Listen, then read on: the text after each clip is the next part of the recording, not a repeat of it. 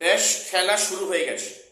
2014 primary TET যারা স্কুলে চাকরি করছো বর্তমানে, তাদের মনের ভিতরে ধুকপুক ধুকপুক ধুকপুক শুরু হয়ে গেছে। কেন বললাম? আমি সে নিয়ে ডিসকাস করছি। এবং কাদের ক্ষেত্রে কোনো চিন্তার কারণ নেই, কাদের ক্ষেত্রে চিন্তার বিস্তর কারণ রয়েছে। মনে আছে না এসএমএস দিয়ে চাকরি? রাতের অন্ধকারে এসএমএস দিয়ে চাকরি মনে পড়ে? সেই কিন্তু পর্বটা প্রকাশ্যে আসছে। আজকে ভিডিওটা স্কিপ করো না, সবটা দেখো, চ্যানেলটা সাবস্ক্রাইব করে দিও। বিভিন্ন গুরুত্বপূর্ণ SSC, PSC, group C, group D গুরুত্বপূর্ণ আপডেট সবার আগে পাওয়ার জন্য। প্রথম আজকে বলবো যে এই সরকারের ক্ষমতা আসার পর থেকে কিন্তু একের পর এক বিভিন্ন দুর্নীতি প্রকাশ্যে আনছে এবং এরপরে তো আরো দুর্নীতি প্রকাশ্যে আনবে, এ বিষয়ে কোনো সন্দেহ নেই। আজকে বিষয়টা 2014 প্রাইমারি টেট নিয়ে।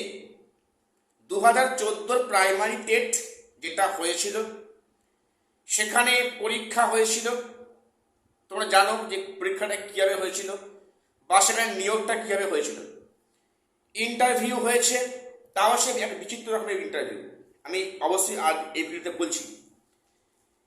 তো সেখানে 2015 31শে মার্চের মধ্যে এই নিয়োগটা ছিল সম্পূর্ণ বৈধ এবং 31শে মার্চ 2015 পরে এই প্যানেল থেকে যা যা নিয়োগ হয়েছে সব অবৈধ, ইললিগ্যাল।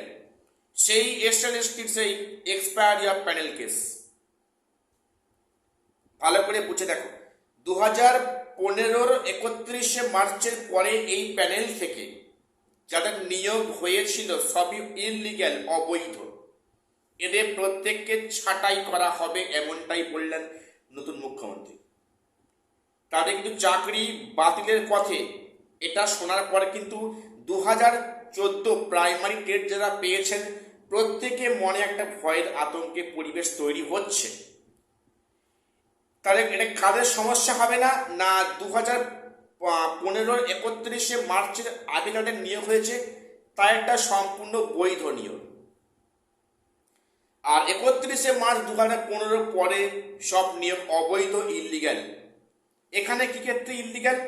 প্রথম বলি, এখানে নন ট্রেন্ড যারা আছে, নন ট্রেন্ড থেকে প্রচুর চাকরি হয়েছে, অর্থাৎ ট্রেন্ডটা চাকরি পায়নি। নন ট্রেন্ডরা সেখানে অনেকেই 31শে মার্চের পরে চাকরি পেয়েছে, জব পেয়েছে। এগুলো কি হবে? অনেকে তারপরে স্কুলে জয়েন করে মানে তারা একটা মানে 1 বছর একটা কোর্স করেছে, এরকম ভুরি ভুরি আছে, অসংখ্য আছে। সেখানে নন ট্রেন্ডদের নিয়োগ করা হয়েছে, নাম্বার 1। এবং সেখানে যে বিষয়টা, সেই 2014 যে সেই প্যানেল যেখানে 31শে মার্চ 2015 অবধি ছিল, সেটা করোনার সময়, কোভিডের সময় নিয়োগ হয়েছে। ইভেন অবাক হবে, 2024 সাল অবধি সেই প্যানেল থেকে অবাধে গোপনে সেখানে কিন্তু নিয়োগ হয়েছে ওই এসএমএস এর মাধ্যমে। রাত্রি 11টা 12টার পরে ফোনে এসএমএস আসবে তার যে তুমি কালকে অমুক জায়গায় তোমার ইন্টারভিউ, তুমি অমুক জায়গায় তোমার অ্যাপয়েন্টমেন্টটা দেওয়া হবে, এরকম বিষয়। তো সেখানে এই অভিযোগই নয়, সেখানে ব্ল্যাঙ্ক ওএমআর অসংখ্য আছে। তোমরা শুনে রাখো, এই কেস কিন্তু সম্পূর্ণটাই সিবিআই হাতে তুলে দেওয়া হয়েছে। নতুন সরকারের পক্ষ থেকে প্রাইমারি 2014 টেট সমস্ত বিষয় কিন্তু অলরেডি সিবিআইয়ের হাতে হস্তান্তর করা হয়েছে। কাজেই যারা টেন্টেড আছো তাদের চিন্তা দুশ্চিন্তার মানে শুরু হলো, ধরে নাও চাকরি যাবে। এইবারে যে বিষয়টা বলি, সেখানে ব্ল্যাঙ্ক ওএমআর অনেক অসংখ্য আছে, সেটা প্রকাশ্যে শীঘ্রই আসবে এবং তারও ওএমআর পাবলিশ হবে কিছুদিনের মধ্যেই। বি প্রিপেয়ার দেখার জন্য।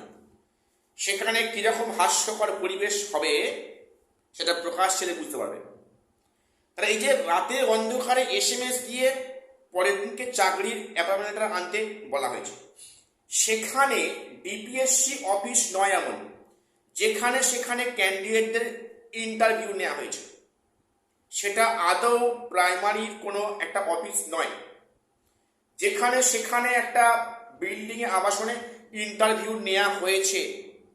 এগুলো সবই কিন্তু ডিপিএসসি জানতো। তৎকালীন যারা ডিপিএসসিতে ছিলেন সচিব পদে, ওনারা সবাই জানতেন। তাই কিন্তু তাদের কিন্তু ধীরে ধীরে প্রত্যেককে মানে বাতিল করা হচ্ছে, তাদের কিন্তু প্রত্যেকে ধরা শুরু হবে। ডিপিএসসি এগুলো সবই জানতো যে রাতের অন্ধকারে এসএমএস দিয়ে কাদের চাকরি হয়েছে, কাদের সাদা খাতা আছে, কাদের হচ্ছে কি ওএমআর গোল্ডা নেই, বা হচ্ছে কি অনেক সমস্যা আছে, সব প্রকাশ্যে আসবে। তো এদের কিন্তু চাকরি বাতিল হওয়ার শুধু সময়ের অপেক্ষা, যেটা পরিষ্কারভাবে মুখ্যমন্ত্রী কিন্তু গতকাল বলেছেন। এখানে 2014 প্রাইমারিতে টেট কেলেঙ্কারি যে কিভাবে হয়েছে, রাতের অন্ধকারে ভুয়ো এসএমএস, এই অঙ্কের এসএমএস রাতে মেসেজ সকালে যাচ্ছে ইন্টারভিউ দিতে, এমন অবস্থা। রাতে এসএমএস, সকালে ইন্টারভিউ দিতে যাচ্ছে, বা সকালে সে অ্যাপয়েন্টমেন্ট লেটার আনতে যাচ্ছে, এরকম অবস্থা হয়েছে। 2014 যে প্রাইমারি টেট নিয়ে যেভাবে ছিনিমিনি খেলেছে সরকার এবং প্রাইমারি বোর্ড, সেটা সবই প্রকাশ্যে আসছে আগামীতে, এপিসোড আকারে আসছে, দেখার জন্য তৈরি থাকবে। এবং যেটা বিষয় যে সেখানে ইন্টারভিউ অবধি যেভাবে হয়েছে, আমার তো জানাশোনা কয়েকজন বললেন, আমি নাম বলছি না, আমার নিজেদের মধ্যে। তো সেখানে বললেন যে ইন্টারভিউতে কিছুই প্রশ্ন করা হয়নি, কোথায় বাড়ি, কি করতে আগে, সেখানে কতদূর পড়াশোনা করেছো, হ্যাঁ, এরকম কিছু মামুলি প্রশ্ন করে ছেড়ে দিয়েছে। এবং আমার জানাশোনা কিন্তু অনেকেই এইভাবে এসএমএস পেয়ে নিয়োগ হয়েছে, অবৈধভাবে ইলিগালি নিয়োগ হয়েছে।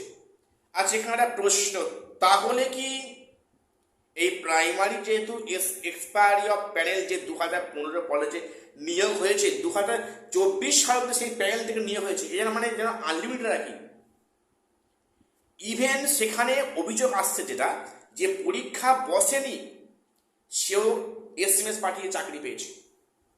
ভাবতে পারছো কি অবস্থা? এই 2014 প্রাইমারি টেট।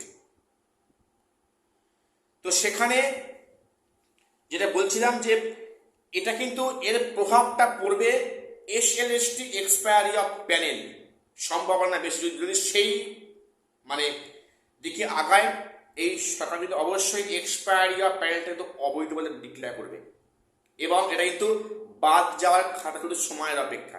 এখন যা পরিস্থিতি মনে হচ্ছে, এসএলএসটি এক্সপায়ারি অফ প্যানেলও কিন্তু বাতিলের খাতায় পড়ে যাচ্ছে প্রায়। জানি না এরপরে কি হয় না হয়। আজ এটুকু আপডেট দেওয়ার ছিল, চ্যানেলটা সাবস্ক্রাইব করে দিও। দেখা হচ্ছে পরে কোনো ভিডিওতে।